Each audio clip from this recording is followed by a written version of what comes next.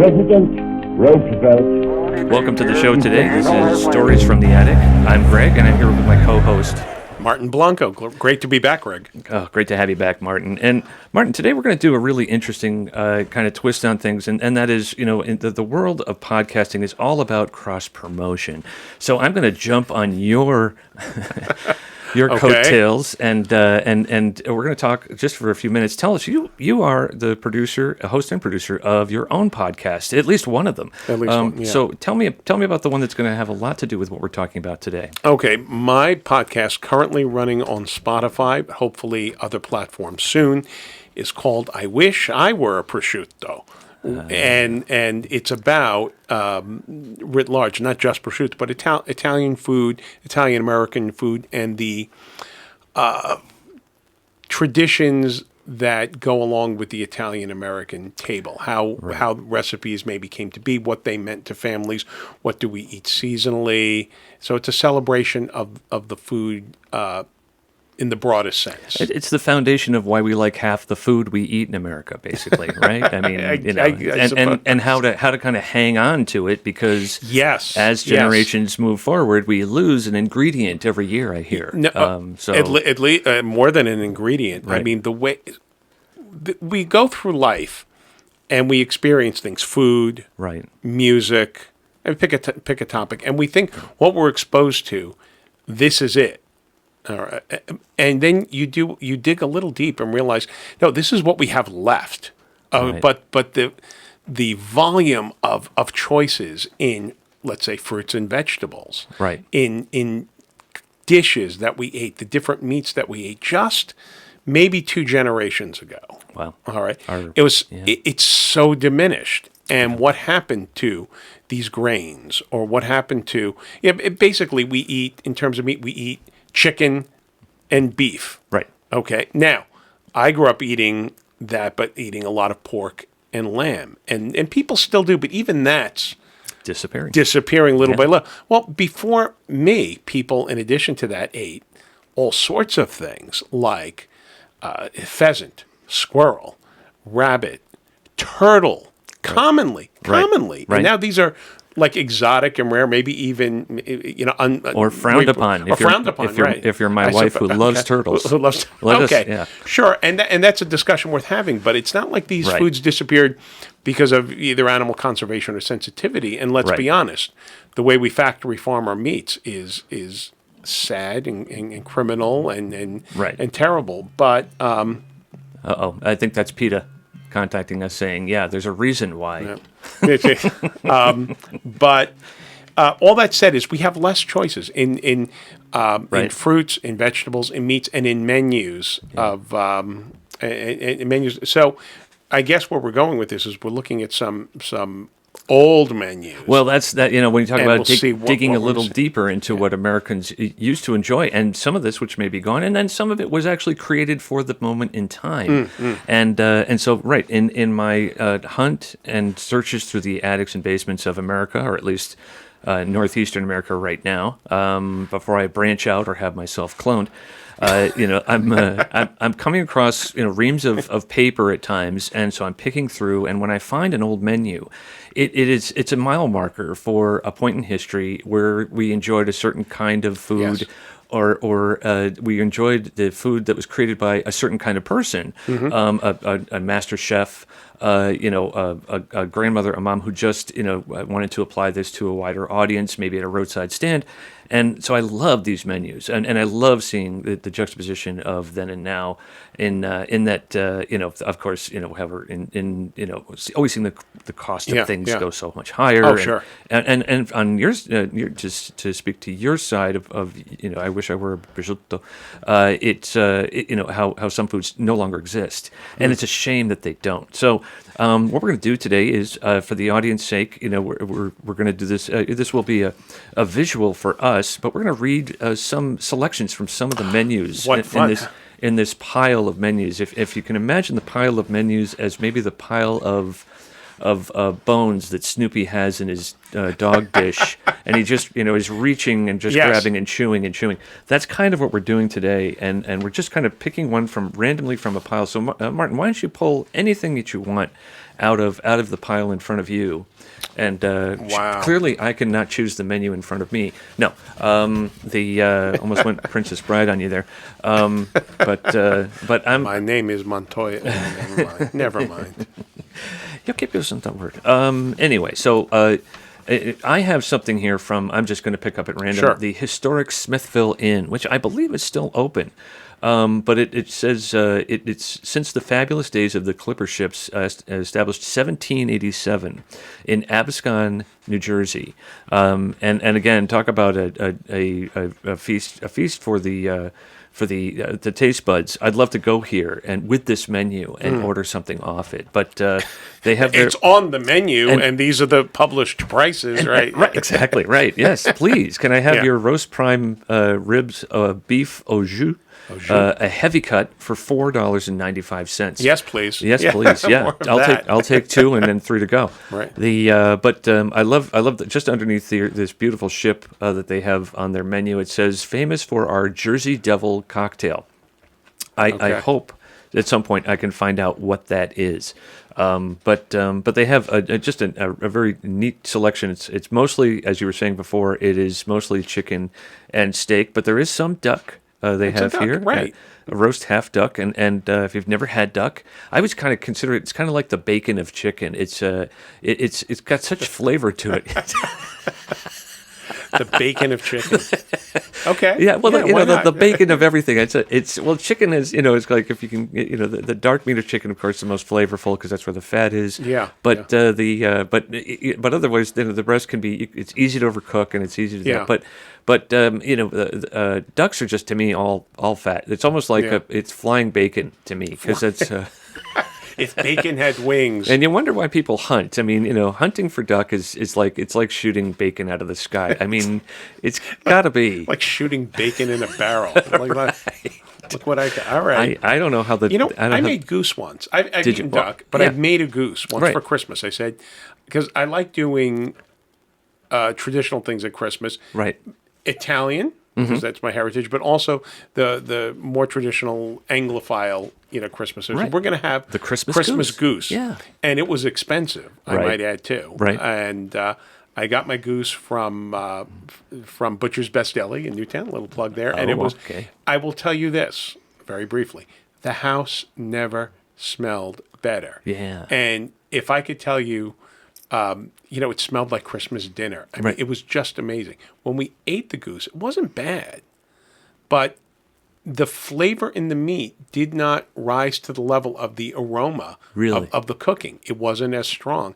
And so at the end of the day, I was happy to have done it. Right. But I don't know if it's worth the money and the fuss to do it because at the end of the day, it wasn't as tasty as if we made pheasant or chicken or something else. But I was so happy to have done it for that experience. It looked beautiful as it was presented, and the house never smelled better. Maybe that's a problem in and of itself. Well, it smelled of the holidays. I think you've explained the term wild goose chase. Wild goose. There we go. So you went down that path. Sure. And the flavor obviously flew away at the end there. It did. That's too bad. Yeah, I know. It's funny when you say.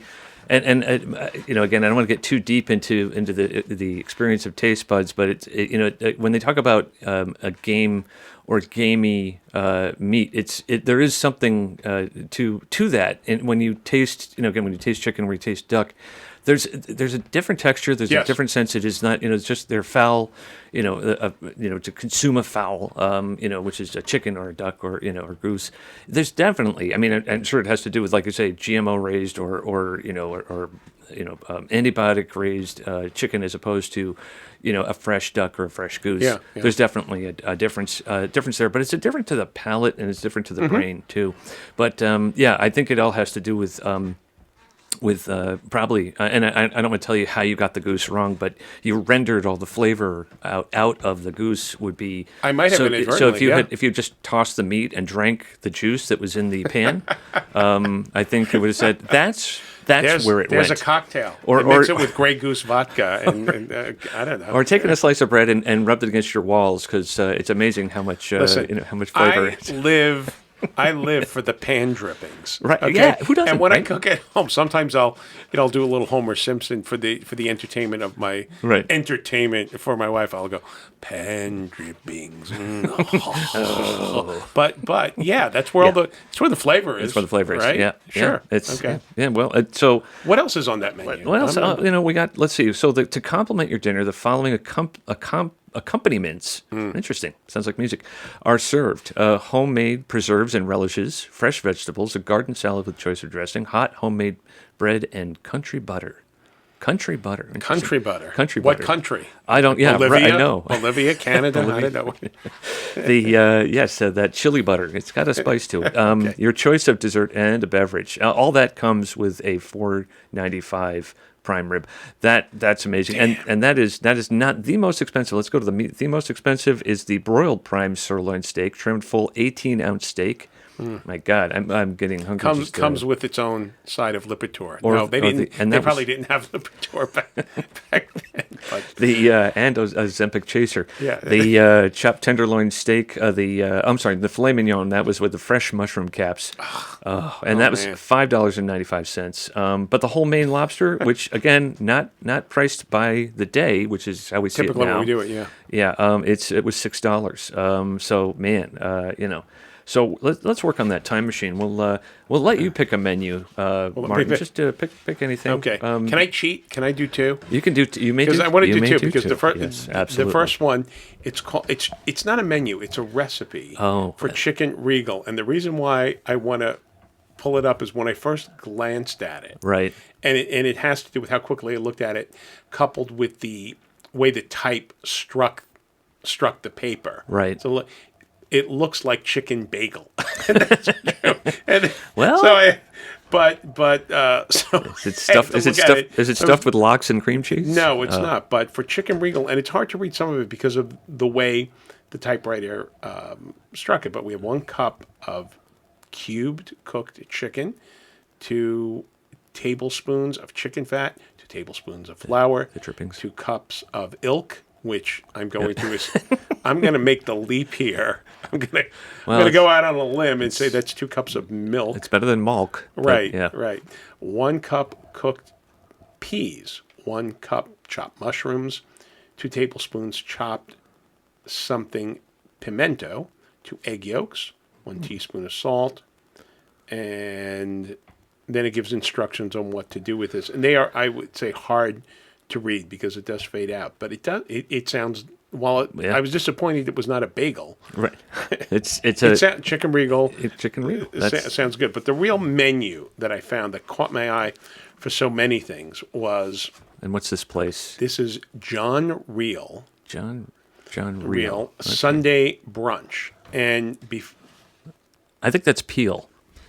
John Peel. Okay. Maybe it's John. Yep, John Peel. It could be. Look, it's so much clearer on the back. John Peel. It could be John. Yes. John Ilk. It could be John Ilk. We don't know. No. And clearly, I have my contact lenses on. They're not helping. But looking on the back, it is John Peel. And before I even get to the food, right? I love the printing of this menu. I mean, look at this. Yeah. Feel the thickness of the paper. Yeah, I'll feel it for the folks at home. Okay. Yes, it feels like a overcooked chicken. Okay. The skin is just crispy coming out of the broiler. Yeah, it feels. It's edible. I'm actually going to lick my fingers because that is a delicious menu. All right. It looks like there was, as a base, they used some woodblock art on this, which is really nice. The aesthetics of a menu are wonderful. You got it.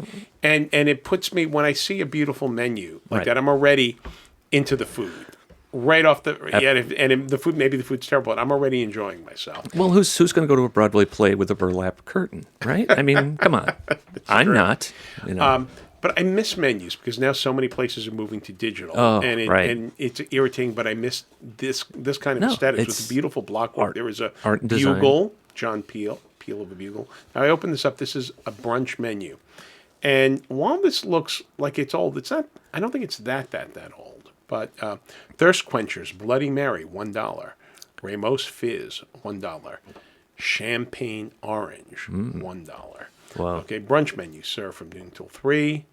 Price of main course includes complete brunch, children under 12, half price. Chickens and children. Okay. I like my chicken aged. So, but listen to some of these things. This orange slices with cinnamon sugar. Whoa. You know, orange. That's interesting. Yeah. Wow. And orange is such a wonderful fruit. We take it for granted because it's an orange. We get juice, but Right. it's a delight eating orange. When you peel an orange, Right. the minute you peel, the fragrance that just erupts in the area. And Hits my you. daughter told me for car trips, she likes to bring oranges Really? just to peel to refresh the ambient aroma of the car, and boy, does that work. Well, like, you know what? Oranges are so alive in a way, in a sense, as far as the odor and the juiciness, that as soon as you open them, they actually immediately start to dry. And here's something that folks can try at home, which is one of my guilty pleasures. My wife doesn't like very much, but I'll open an orange, I'll eat half of it. I will offer her if she wants to share it, but I'll then try and convince her to leave the other half unpeeled on the counter for like 15 minutes, and it actually starts to the skin starts to dry, the pith, starts to dry, and it kind of starts to squeeze it, so that when you bite it, it actually you're kind of feeling this dry sensation, which is immediately washed with the juice, and it's just something interesting to try. I know friends of ours like to actually have stale peeps, and that's an odd flavor. Yes, that is. But it is a thing. But I'm just saying, I think maybe I can you're start something. concentrating too as you're drying stuff up. You're really concentrating the sugars too, and so whatever's left is going to be strong, and whatever water's left it's feeling the pressure. So when it explodes, that membrane pops. Yeah. All right, I'm going to try. Kids, don't try this at home without adult supervision, please. You'll put your eye out. Okay, you take out with the oranges. You bet, Mom. All right. Also, they have creamed herring and onions, which I would not like since I don't like seafood, but it sounds interesting, and it sounds like something very common from days gone by. Chilled melon with lime. That's interesting, too. New England shrimp cocktail. Grapefruit baked with clover honey. Really? Yes, please. Yes. Wow, this is actually. You know what? We got to look up and see if this place still exists. I think we should do a show live from there. I'm in. Okay. Yeah. Clam and tomato bracer. Now, what makes it bracing? I don't know, but I'm curious. I'm curious. All right. Now we have. Get this, hot porridge with banana and cream. And, porridge is something, I mean, it's a punchline to a joke, right? Right. We have porridge is good, okay? Yeah. I like porridge in its various forms. Yeah. This is a good food to eat that we don't anymore, and we should. And you can take a porridge and you can, eat it plain, or how good is it going to be with bananas and cream? Or you put in walnuts, berries, little maple syrup, country butter, or not country, but whatever. This is delicious. Yeah. No, these are all flavor combinations that are just like normally you'd have some grapefruit over here. You might have a couple of lime slices over there, clear your palate. But when you talk about grapefruit and clover honey and baked grapefruit, I mean, I've never even thought of doing that. Now I'm ready to run out. You're ready to let's get some grapefruit and some clover honey, give it a try. And then we're good. Yeah. Well, again, you have a flavor profile, you have a texture profile, and there's nutrition in this too. Yes. I mean, this is the trifecta. It's good for you. Yeah. All right. Cream of chicken. Okay. Tomato consomme. How much? No prices. No price. I think it's. If you have to ask. You can't afford it. No, I think it's probably these come with everything, and now you're going to order. You get a choice. They had prices on the drinks, and I think price of main course includes complete. So I'm gonna read some of the main courses. They have prices, and with that, you'll have a choice of some of the things I just read to you there. That's how that's going to work. So the brunch choices, main courses are quiche bacon and gruyere, $3.25. Irish sausages or Canadian bacon with $3.65. Those would be bangers, and if they have good bangers, that's what you need to be having. And mash. Okay. Right. Glazed apple pancakes, although that sounds nice too, $2.75. Roast beef hash and fried eggs, $3.65. Crepes with cream chicken and mushrooms, $3.50. Nova Scotia salmon with cream cheese and toasted bagels, $3.25. Poached eggs Benedict, $2.95. And from our omelet station, and the use of the word omelet station makes me think this isn't as old as I'd like it to be. I'm thinking early 80s. Yeah, maybe. I'm thinking because the prices are pretty low. Yeah. But they are. Right. But it's also, I mean, we're looking at a phone number on the back that has an area code. So we're definitely 70s, late 70s, early 80s at the oldest, I would say. So, well, from the omelet station, you're going to find herbs, $3.50, zucchini and prosciutto, $3.50, red caviar and sour cream, $3.50, fresh strawberries, $3.50. And then they sort of have dessert choices on top of all this. Right. You've had your orange, your baked grapefruit with honey. You've had maybe hot porridge with bananas and creams. You've had your omelet or your Irish sausages. But you got to have dessert. You can have a sherry trifle, flaming peaches, or Viennese coffee cake. Wow. And they have coffee, tea, and you got to love this, Sanka, which is instant now coffee. That immediately put it into the 70s. Yeah, the late 70s, I mean, or even early 70s. Man, Sanka, that's funny. This is how historians work. You look for the incidental clues. It was like, well, we can carbon date the paper, but the mention of Sanka almost certainly implies it was sometime between 1972 and 77. And this is a Connecticut. This is Westbury, Long Island. The island in Old Country Road next to Roosevelt Raceway. Oh my God. Damn. Does the Roosevelt Raceway still exist? I think maybe not. Maybe Aqueduct. Wow. Do you think there's something there? It's probably a Chipotle, but right. but if there's some version of John Peel still there, right. We got to go. Right. There we go. So I'm gonna pull one more off. I think we got time for at least one more. Okay. Now, I'm sorry if I was hoggy. No. Well, I mean, it is a food related, vintage menu podcast. So being hoggy is perfectly right in line. So. I'm looking at this wonderful. I want to say it's a soda fountain ice cream shop. Yep. Since 1897, John's on 11703 Hillside Avenue, Richmond Hill, New York. Now, Richmond Hill, that's going to be a problem for me. I've done a little research because I had found one of these once before. So what borough is this in? It's gonna take an audience member to help us out here. But the really cool thing about this is that there was a time when these places knew they were such a draw for the younger crowd. I mean, this is the ice cream shop you went to after school. Mm-hmm. This is the place where you might have gotten a job. But they served kind of mostly like light fare, but it was really big on dessert and ice cream. And they feature the menu is almost like a magazine. So there's a young lady with a huge sundae in front of her, and matching her huge smile. Matching her huge smile, but it's a sincere smile. And it's broad, but it looks sincere. I would hardly refer to as a broad, but her name is Miss Phyllis Drosch. And that's their cover girl, and it's like in their cover girl. Their cover girl, right? So John's or Jan's or whatever had a cover girl. Yeah, and so they've been open since 1897, and here we are. This is from 1947. Okay. So this is a maybe a momentous year for them. This is their 50th. 50th. Yeah. Wow. Woo! Big 5-0. The many changes have taken place between these dates, such as improved ice cream machinery, complete sterilization of all utensils. Thank you. I mean, they didn't do that before. No, not necessary. So licking the ice cream scoop like I do every night is not permitted. Oh dear. And I could tell you stories. And decorations, but quality and personal attention will never change.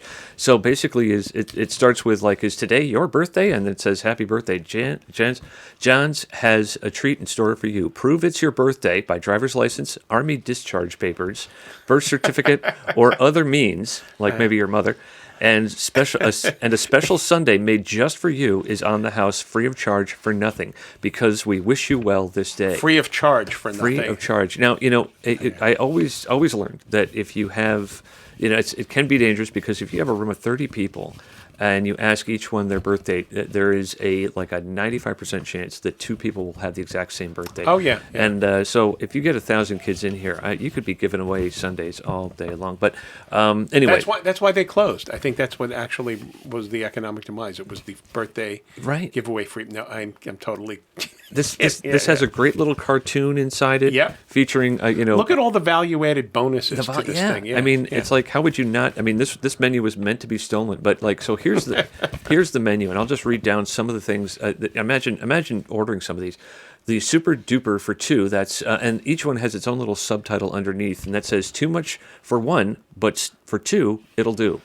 And then we have Tall in the Saddle, which is colossal, stupendous, but oh, how good. And then we have Boilermaker and Helper. That's not a shot dropped in a beer. It's finish this, and you'll have muscles so big. I have no idea what's in the Boilermaker and Helper. Probably spinach, canned spinach. All right, so the names are great. Yeah. Okay, but I don't know what any of these are. I know. That's funny. Yeah, it's like it's like they have something called the Pink Elephant. This is not the kind you see on walls, it says, and then they have one called Joe Sent Me. Oh, and by the way, these are all 50 cents, 45 cents. The Super Duper for two was $1.50. The Tall in the Saddle was 95 cents, and then we have the Nut Special. Toothpicks will be served upon request, and Peach Melba for small fry, dowagers, and oh no, it's the Pineapple Temptation for small fry, dowagers, and sissies. The Dowagers and sissies. Yeah. In that group, small fries are like the least. Right. The least objectionable. Dowager and sissies. Oh my gosh, and then so they have their menu basically is ice cream, which is 25 cents per plate. So they would serve ice cream on a plate. Then we have single sundaes with whipped cream, or 25 cents. And their flavors are not a massive amount of flavors. It's ice cream is vanilla, chocolate, strawberry, of course, coffee, lemon, tutti frutti, black raspberry, pistachio, rum raisin, walnut, banana, butter pecan. You know what? Those are all the flavors you need, as far as I'm concerned. You don't really, I mean, not that I don't like other flavors. Right. That covers all your bases there. Yeah, no, I know. You don't need to kitchen sink it and go crazy. They have double sundaes, and then they have triple sundaes. They have ice cream sodas. They have something called a Tuesday, which is 2 sundaes and a soda. My guess is they serve that for 45 cents on a Tuesday. But it's a TWO's day. They have the double wallop. And that's a soda, and it says, "What a soda!" Nuff said. And then they have something called they call it the Nahaj Riluk, which is 50 cents. And I mean, I would order that just out of curiosity. And actually that is Cooler John spelled backwards. It took me a while to figure that out, but it calls it a Maharaja's Julep. Anyway, just dairy-rich drinks. And then on top of that, now we're down to dairy-rich drinks. Malted milk, frosteds, milk floats, frosted malted, double frosted malted floats. And you could just combine them all together. Then they have iced drinks, Grapeade, Coca-Cola, plain sodas, grape lemonade, root beer, Pink Lady, phosphates, still serving phosphates at 47. I think that's wild, which I think is just fizzy water. Yeah. Right? Well. And they have a cherry smash. And grape orangeade. And it's just grape orangeade. Grape orangeade. So is it orangeade with grape in it, or is it the orangeade company making something grape? You know what? It is. It's just. And you know what? Here's the thing. They have the opportunity to look alive, order it in code. So if you don't want to order the customer says vanilla, the clerk says white. The customer says they want chocolate. The clerk says a 1 or black. And then the strawberry is straw, coffee is mocha, walnut is nut. But combination sodas and plates, chocolate syrup with vanilla ice cream is a half. If they order a chocolate and coffee syrup with coffee ice cream, that's a Broadway. And if you order a chocolate syrup with walnut ice cream, that's a Bayonne. And a chocolate syrup with strawberry ice cream is a Flatbush. And then I don't want to tell you what a Hoboken is, because I'm just dying. But that's pineapple syrup with chocolate ice cream. And that's like that sounds like putting pineapple in pizza. You could get in a fight there.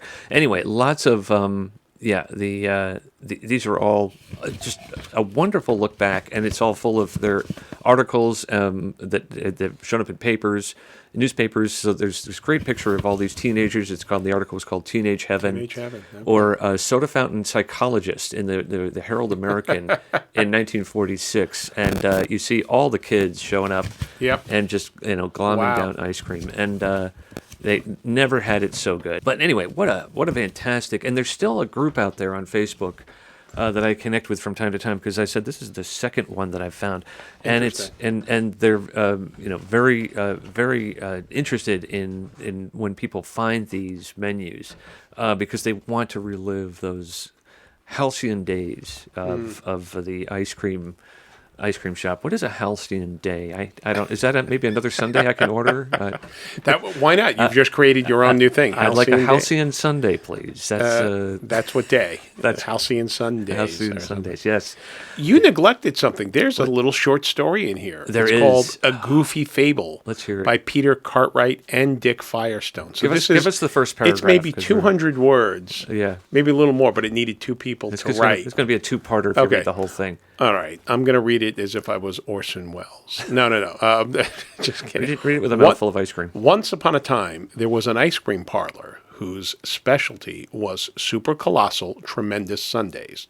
Just across the street was another place that made superer, colosserer, and tremendouser sundaes. Now it was decreed that the one that made the biggest, most delicious sundae could stay, and the other must go. Oh, the suspense is building. What place was that?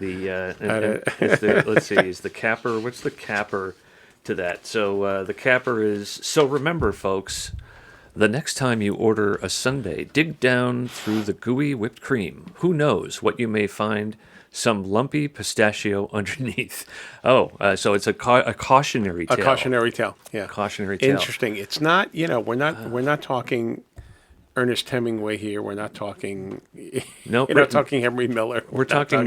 But it's a good story. Peter Cartwright and Dick Firestone, who wrote that. I don't. Maybe they're one of the founders of Jan's. But the interesting thing is, I grew up, I think, in the tail end of this era, where there were these places. Yeah. And what I remember is, we would go to this place on the Grand Concourse in the Bronx, called Schraff's. Mm-hmm. Oh, sure. There was John's or John's, Schraff's, probably a couple of others, but people were loyal to that. Yeah.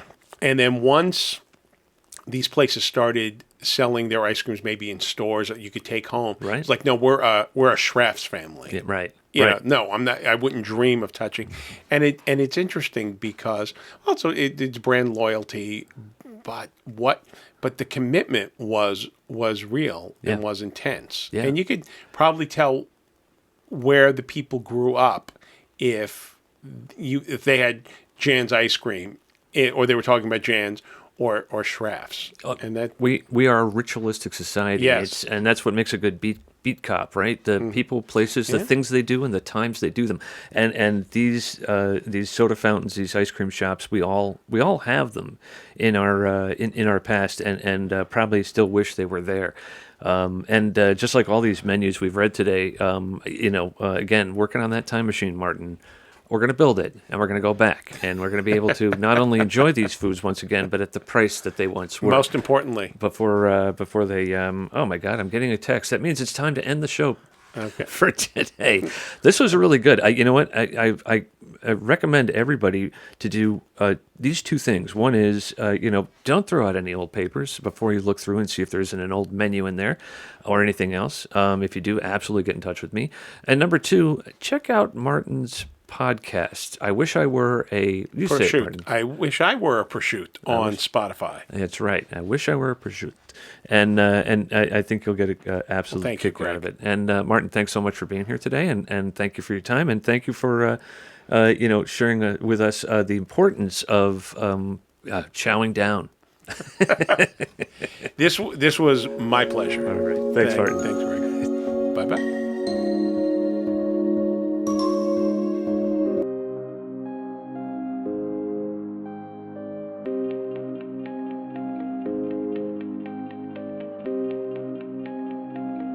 President Roosevelt is the